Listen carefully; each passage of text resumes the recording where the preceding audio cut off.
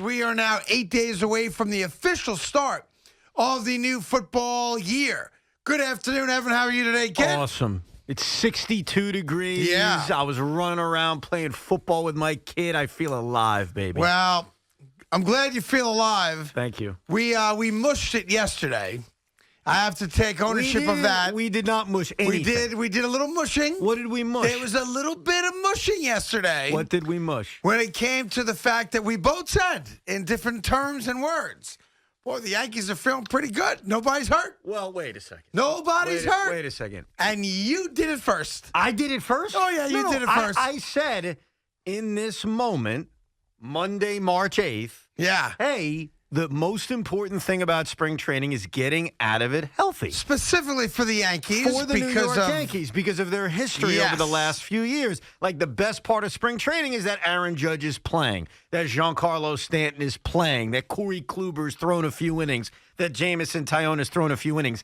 That, Craig, was not a prediction. Well, that was a, hey, as we sit here on March 8th, things are good. You said, as I said, I'm taking ownership of it, too. It's not just you. It's me and you. It's Carton and Roberts. It's WNBC. It's Carton and Roberts. Right. We got to take ownership. We said the Yankees are in a great spot thus far. Nobody's hurt. Fast forward a couple hours. I wake up early this morning to take my son to school. Yeah. And what do I hear? New Zach Britton.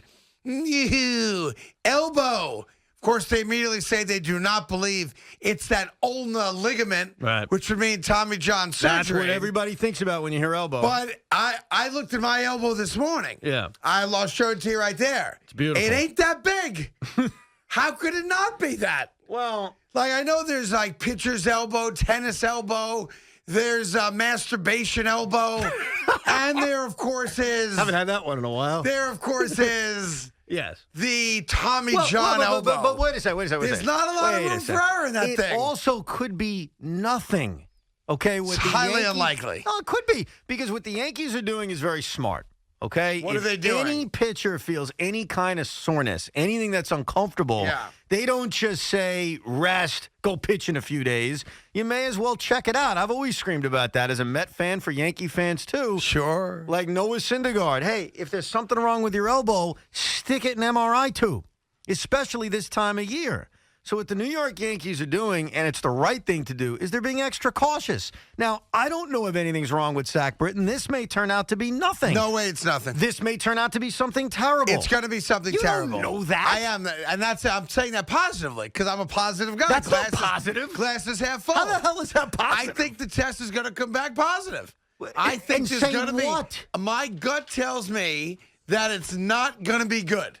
Because it's a pitcher and it's an elbow. Well, look, and I can't say the last time I heard a pitcher be shut down because of elbow soreness or tightness. You know why? And it was nothing. Because the reason you can't remember is because every time there's a scare and then nothing happens out of it, we forget about it. You think so? Yes. I know this full well. Okay. I'm here to tell you it's going to be bad. You know something? I know nothing about this because I'm reading it like you guys are. And by the way, they need Zach Britton. I mean, yes. It's concerning. And yes, you keep yourself, kind of waiting bated breath to find out. But there's nothing wrong with saying, hey, one of my pitchers feels uncomfortable. Let me stick him in an MRI to make sure it's okay. I'm not going to be naive on this one. It's not that he feels uncomfortable.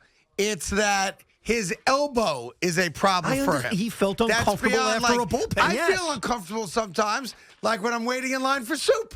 I feel uncomfortable. I feel uncomfortable going to the bathroom in this building because who knows, you used the toilet before me. That's a very fair point. All right? I agree with that. But this is not about feeling uncomfortable. If you're a diehard Yankee fan, you know exactly what I'm saying. Well, you're worried. You and I both know. Big Mac, you know right now it's a problem, don't you? You know it is. It is. Yes, there's no doubt. You don't it's know a problem. that. No, yet. Evan, Let's right. wait It's a until problem. see what the freaking MRI Why wait says. when we can have we can start the pity party today? Well, because there's no reason to start the pity party today. Yeah, I'll tell you why there is. Why? If I get really upset today, if a Yankee fan gets upset that Zach Britton's got an elbow problem, he's out for the year, let's say. Right. Or for some portion of the year. Right. It's like the reverse Robertsitis. Oh, so you're using me Yeah. to try to make yourself feel better? So that way, when the Yankees announce that he's out for 3 months or 4 to 6 weeks with the elbow, I'm like, I knew it. God dang. Oh, man. That sucks. If the Yankees come out and go, 2 days, he'll be back, no problem. Celebrate.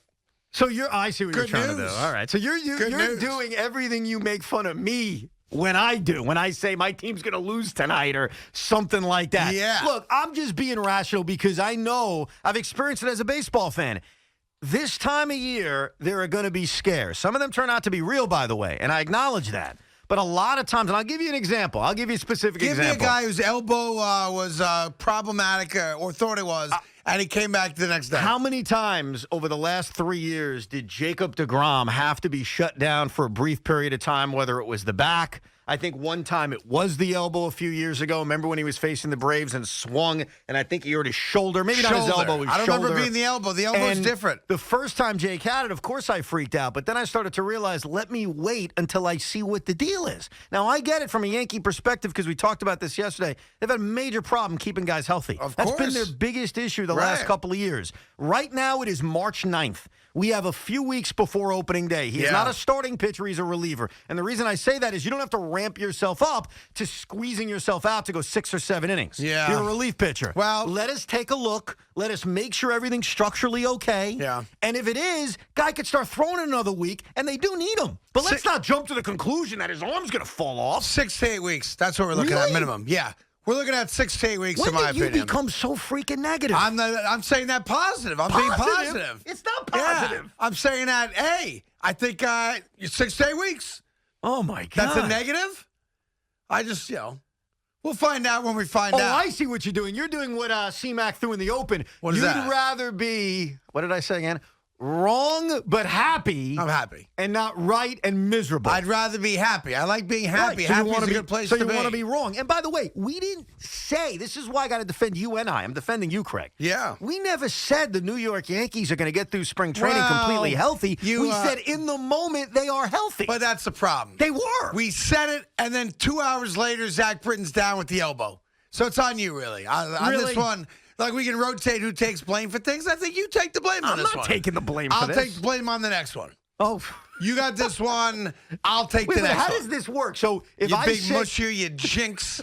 You no good jinx mush. So if I said to you, Craig, the New York Knicks are above 500. And then they lose their first game out of the break. Did I mush them? No, that's different. Why is that different? Because you made a factual statement. Well, it was a factual statement that the Yankees were healthy yesterday. We didn't know about any injury until this morning. Next time you say something that I think is a mush or a jinx, I will call it out, and you could do the same for me. All right, watch this. The New York Mets right now are healthy in spring training. No, I see what you're doing. Now That's the same thing I said about the Yankees. But the gods know. The gods know. The gods know what? It's when you say it to make it a jinx. I didn't say it to make any kind of jinx. The gods know that, and it gets ixnayed out. Aaron Judge and Giancarlo Stanton have been playing. I was making a comment. Hey, the Yankees, and you agreed with me. The Yankees have been healthy. You can't try to purposely jinx or mush. Because the jinx gods know that, and they cancel that out. So you think that yesterday I made that comment hoping someone would get hurt? What's wrong with you? No, I'm saying the exact opposite. Oh.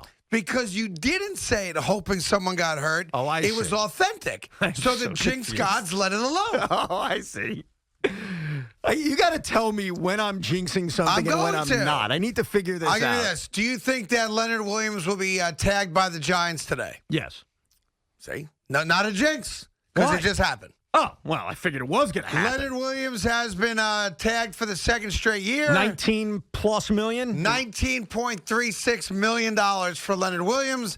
And they have a couple months now to negotiate a long-term deal. No. Okay. They do have a couple of months. You're right. Here's the issue right now. The New York Giants are not in a great salary cap situation. Correct. One thing that would help their salary cap situation is for Leonard Williams to not be on the franchise tag on March 17th. So you're right. They've got months to figure it out. But when this NFL offseason opens up officially on the 17th, they can start negotiating in 6 days. It doesn't behoove Dave Gettleman to have Leonard Williams.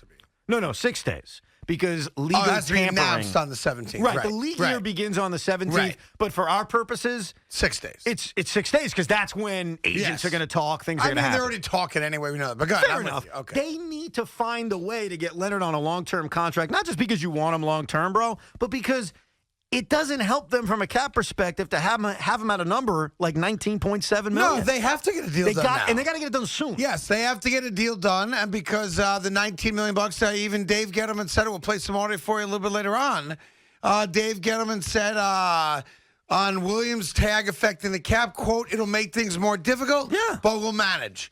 The only way to manage that is to sign him to a multi-year extension and get that $19 million down. The other way to manage it is to do something that Dave Gettleman said he doesn't love to do, and that's restructuring contracts. You got no choice. Well, you've got to do it. And one specific example is Kevin Zeitler, because Kevin Zeitler's got a cap hit. I think if they cut him, they'd save $14 million, which is a huge number. Yeah. The problem is Kevin Zeitler's good, right? So it's not as if, just get rid of him. We saved a lot of money. No, you want him on the roster. It's not like the offensive line was a strength last year. He was one of the positives. So they need to improve their roster. And I think we know how. Specifically a number one wide receiver. They could use a pass rusher, things like that. And it's going to be tough to do when they don't have that wiggle room cap-wise. And it starts with the fact that Leonard's going to be on a franchise tag. It also brings up the whole chicken and egg scenario. What's that? Where a lot of people might say, well, if they'd signed him last year, they wouldn't be stuck on this $19 million.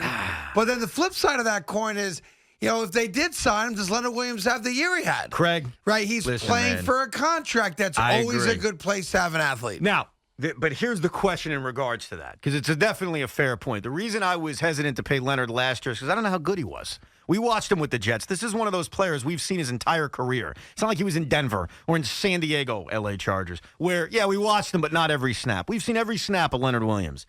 He has been good. He's never been this good, okay? So I wasn't going to pay him the kind of money he probably wanted. But here's the question. Ask yourself this. Hey, if they gave him a long-term contract, what if he had this kind of year? Well, if you give him a long-term contract now, what happens? Well, you're in the same exact spot. Well, do you get this from Leonard Williams? Well, does he play 16 games and get 11 and a half sacks? You're in the same exact spot, although you're in a worse spot than you were a year ago because your cap situation blows chunks. Right. And that's the sad reality, as opposed to our New York Jets, who have plenty of cap room, but nobody may want to complain. And they don't have as good a talent as the Giants do. So that's the deal Leonard on that. Williams, here's the question, and you tell me. Because I'm mixed about Leonard. I want to be fair. I want to call it like I see it. Leonard Williams was allergic to sacking the quarterback in his half year with the Jets and half year with the Giants in 2019. And I always heard the same BS, but he gets close. He gets close. He's right there, though. He's right there. I've heard a lot of my buddies used to tell me that after a night out. I was that close. It's very well, similar. You keep trying, kid. You keep trying. And close doesn't count unless it's horseshoes, right? And hand grenades. And hand grenades. You remember how many sacks Leonard Williams had with the Giants and Jets in 2019? Go ahead. A half a sack. Half a sack. I'm not kidding. A half a sack. Yeah, half a sack. Last year he had 11 and a half sacks. Bang. 11 more than the year before. Very good. Because he had half, then he had 11 and a half. So here's the question, and it's complicated. I admit this. Do you look at what Leonard did at 26 years old, a well-coached team now, Patrick Graham knows what he's doing, and say, that's the guy, pay him big-time money? Or do you say to yourself, man, I don't know. If I give this guy big-time money, which Leonard Williams am I getting?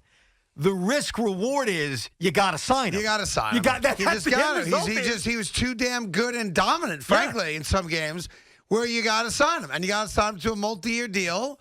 And that's the benefit of, having a great year at a great point of your career. Yeah. So give them all the credit in the world. I think they will sign him. I think they got to sign him. We'll give you what Gettleman and Joe Judge said earlier today throughout the afternoon. I promise you that. And, of course, wait for the news on Zach Britton. The New York Jets franchised Marcus May.